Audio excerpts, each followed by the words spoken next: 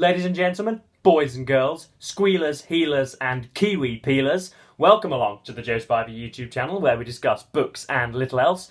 And you join me, folks, on a faultless, peerless, cloudless winter's morning here in the north of Great Britain. It is, as I say, cloudless, gorgeously sunny, and yet has that familiar wintry bite which happily rejuvenates any walker. It's absolutely beautiful. You join me, as you can obviously tell, once more in what we've termed the Virgin's Emporium. This is my father's study / studio, where he comes and does many manly, lonely, anchorite things. We have, for example, a few of the small toys that he paints. That's a gentleman from 1811 there, looking, I don't know, he wants to be offered something by a colleague. We have what can only be some sort of Arthurian knight, I think, holding a ridiculously ungainly projectile there. And we also have a very small chap here. Answers on a postcard as to what on earth he is, but yeah, I'm sure he was useful in his day. And you join me for a marvellous bag-splitting book haul. This was meant to occur about 7 days prior to when it's going to be published, unfortunately, because, as I mentioned earlier on in this week, I was making rather merry last weekend and was thus incapacitated for a day or two, and then found myself in the throes of connubial bliss also. So if, boys and girls, you're watching this with your parent folks over your Sunday dinner, just calmly turn to them and ask what the throes of connubial bliss are, and I'm sure they'll be able to furnish you with an answer. They'll be more than happy to. But yes, without further ado, let us get on with the book haul. I popped down to my local emporium, second-hand emporium, which doesn't charge the earth for publicated copies, and I've got, just frankly, an unforgivable largesse of books to show you, all of which will hopefully be interesting. So we have, first of all, this is Extreme Latin, all the Latin you need to know for surviving the 21st century. That's becoming hard to adjust with the light, by Henry Beard, featuring classic kiss-offs such as You Want a Part of Me, Bring It On, and stealth Latin such as Keep Up the Good Work when you really mean eat excrement and die. Extreme Latin is the perfect gift for the discriminating linguist. Unleash your inner gladiator with hundreds of modern put-downs and comebacks, or with the superiority and anonymity of the ancient tongue. So I think this is basically what Christopher Hitchens was using when he was writing Letters to a Young Contrarian, because that thing is littered with unnecessary Latin. But yeah, I thought that would just be nice and interesting. It was £1. So we've got things for road rage here. So if ever you suffer from road rage, there are answers there. So yeah, that should be interesting. Just a little something that you could throw into your lecturer's jacket if you wanted. We have next up, this is Chance, which came from The New Scientist, The Science and Secrets of Luck, Randomness and Probability, with a curiously cosmological thing there. This will discuss chaos theory and aleatory and randomity in all of its guises, the luck factor. Chances are science can tell us a lot about the perfect bet, sexual attraction, freak accidents, and even the random events that led to your own conception. We all know daily life is like a roll of the dice. That's obviously a blandishment and a load of nonsense. But just how random is it really? And what are the chances of something extraordinary happening? If the odds are against winning the lottery jackpot are a mind-boggling 14 million to 1, why do we persist in thinking we're in with a chance? So I'm sure this will... from genetic forecasting to winning the lottery, can science show us how to beat the odds? So it's quite a thin thing. I might well rush through that for an aspect of my non-fiction November series, which I'm sure you're all lauding and loving. So I might get through that. Over 2 million copies sold worldwide, so look at me plugging into the zeitgeist. Next up, we have the Wordsworth Classics printed edition of Jane Eyre by Charlotte Bronte. I nearly said Charlotte Bronte by Jane Eyre there. Complete and unabridged, as one might expect. I have read this 2 or 3 times. Was led down a weird analytical alleyway in my GCSE study with it, but I don't think I own a physical... I certainly can't remember owning a physical copy, apart from the very extraordinarily cheap ones that the schoolmakers buy. So I thought I would, at a steel price of 99 pence, I would acquire a decent one. Always enjoyed this, and yeah, Charlotte Bronte is excellent. Jane Eyre ranks as one of the greatest and most perennially popular works of English fiction. Although the poor but plucky heroine is outwardly of plain appearance, she possesses an indomitable spirit, a sharp wit, and great courage. So yeah, I'm sure I'll get to that at some point. We have Jane Austen's Mansfield Park, the Oxford World's Classics edition. At the age of 10, Fanny Price leaves the poverty of her Portsmouth home to be brought up among the family of her wealthy uncle, Sir Thomas Bertram, in the chilly grandeur of Mansfield Park. There she accepts her lowly status and gradually falls in love with her cousin Edmund. I think I'm only Mansfield Park away from completing the Austenian set. I can't think that I'm bereft of any more titles. I think I've certainly got them all, and I can definitely remember reading, I think, all of them at this point. There are probably some little ugly little ducklings that she produced in her youth, some of the juvenilia that I haven't quite got to. But I think this is probably the final box to tick. So yeah, again, £1 or something stupidly cheap like that, so I thought, why not?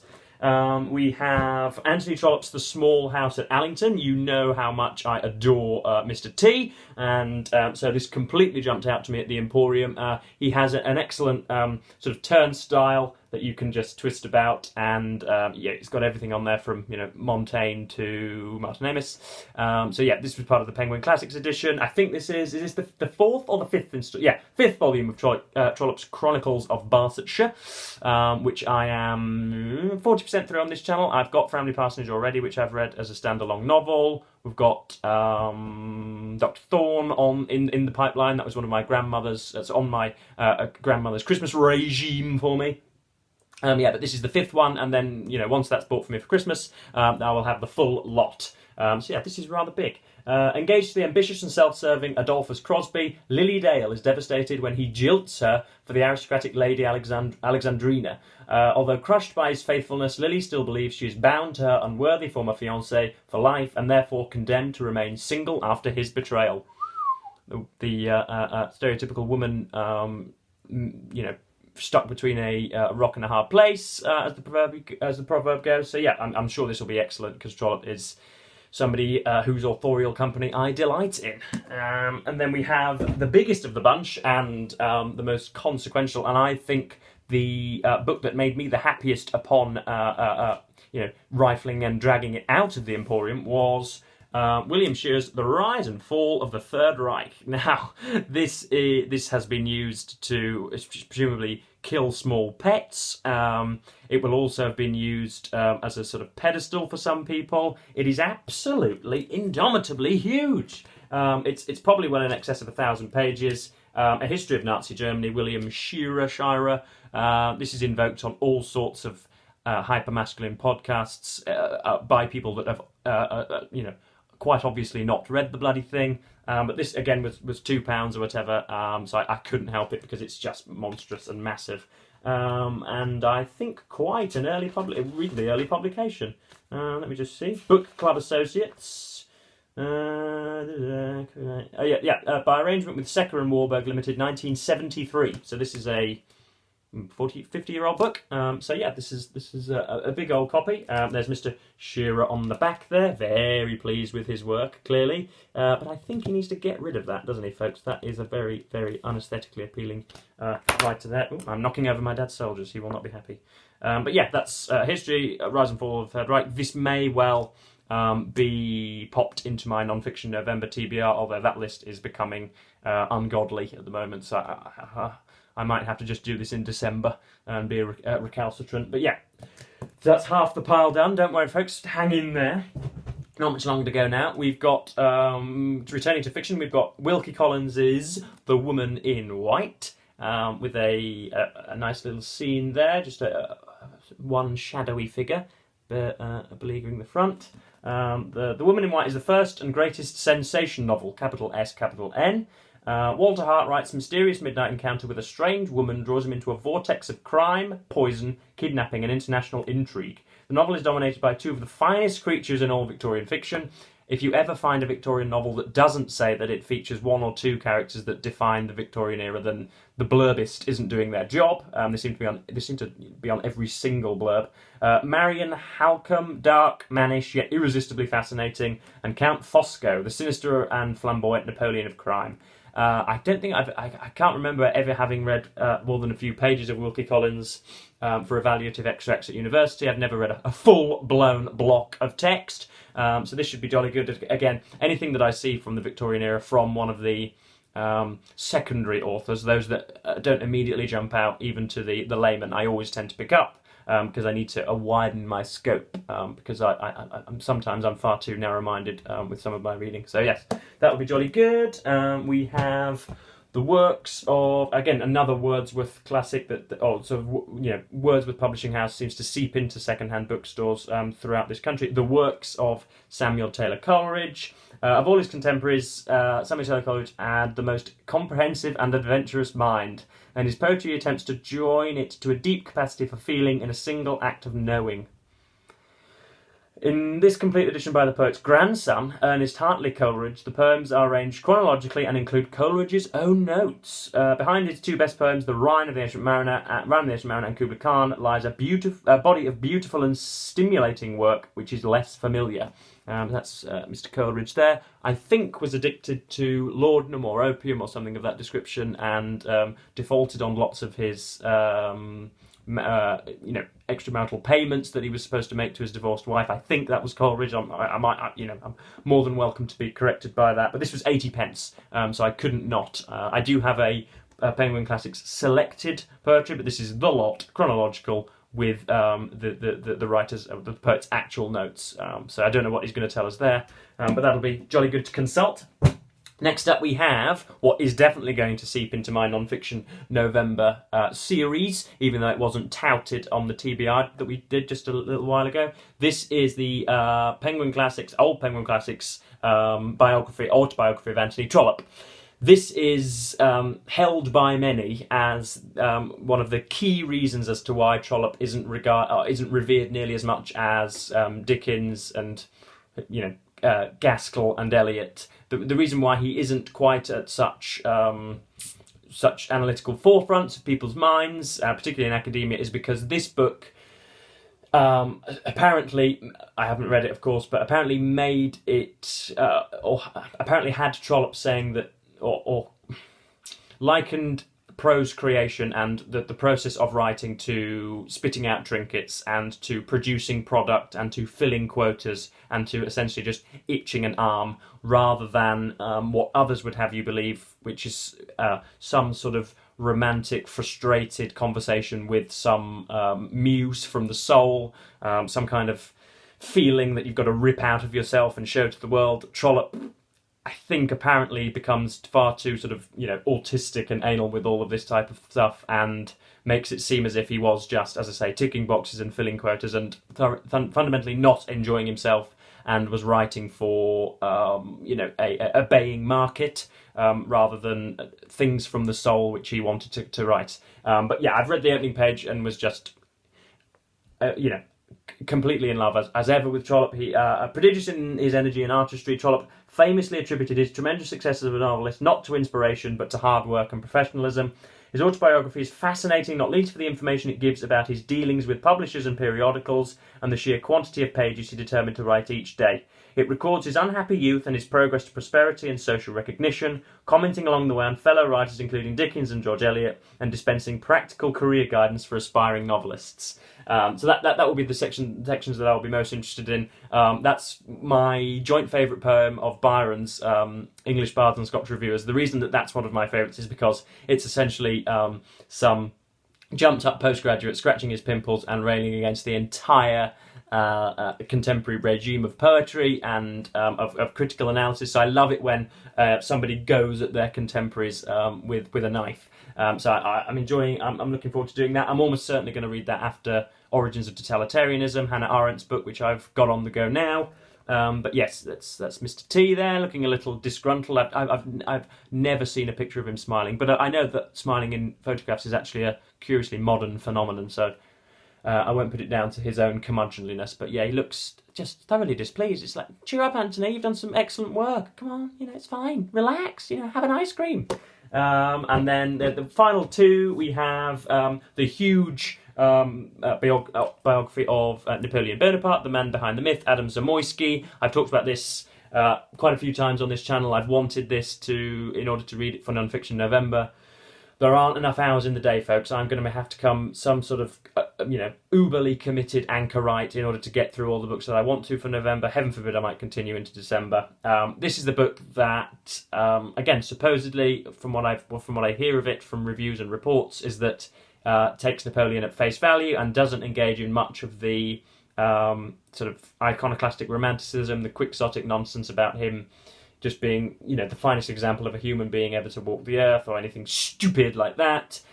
Takes him as he was, and I've just read 1812 by Zamoyski, so I know that I like his company, so I'm looking forward to that. And believe it or not, Dad, I didn't actually buy this in person. Dad got me this on the internet for a ridiculously small sum, and I have met a fellow annotator. Whoever owned this previously has gone through it with a fine-tooth comb and emblazoned all of his thoughts and opinions and reactions to the book. I thought I was one of the only people that did that, especially in a modern context, but somebody has properly gone through this and has graffitied it and just defiled it, as I'm sure you can agree. I certainly wouldn't, given that I annotate with pencil all the time, I won't be handing them out to second-hand bookstores. I'll be keeping them for future reference. What kind of pirate goes around drawing on books and then handing them away to give to stores to other people is ridiculous. But Napoleon arouses more passionate and violently conflicting feelings than any other figure in history.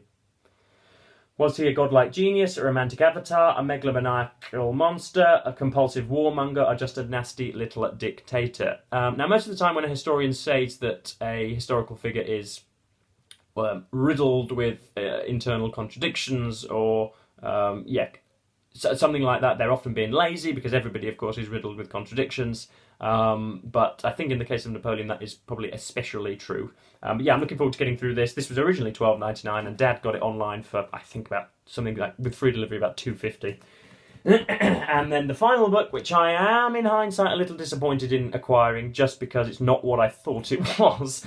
This is Peter Ackroyd's biography of Dickens, from the best-selling author of London.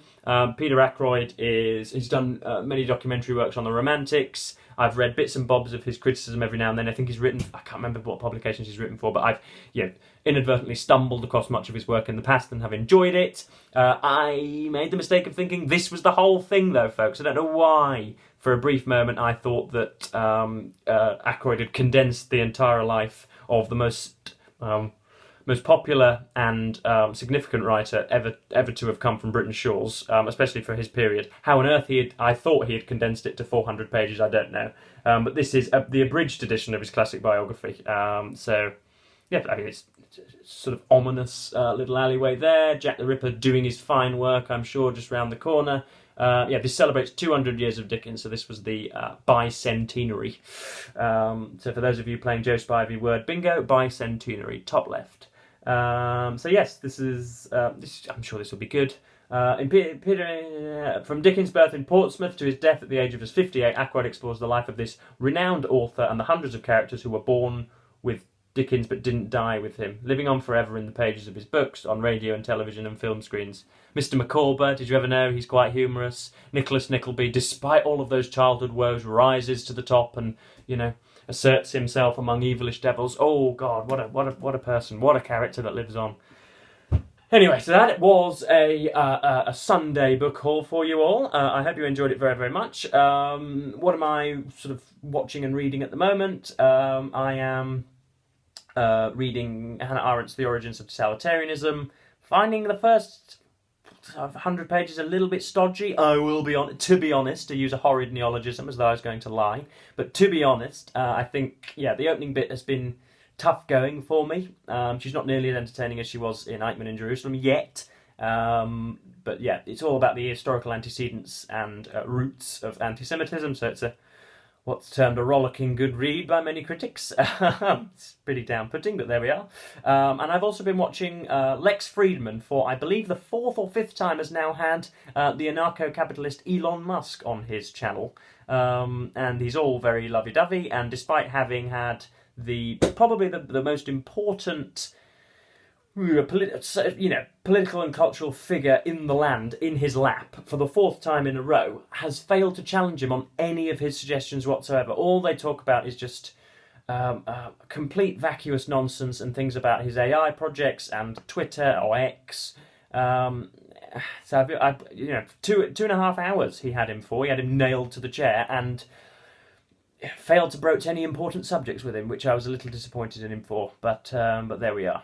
So yes, that basically covers me for today, BookTube. So yes, I hope you enjoyed my book haul, and I will inevitably get to some of them at some point in the evolution of this channel. But yes, thank you ever so much for watching.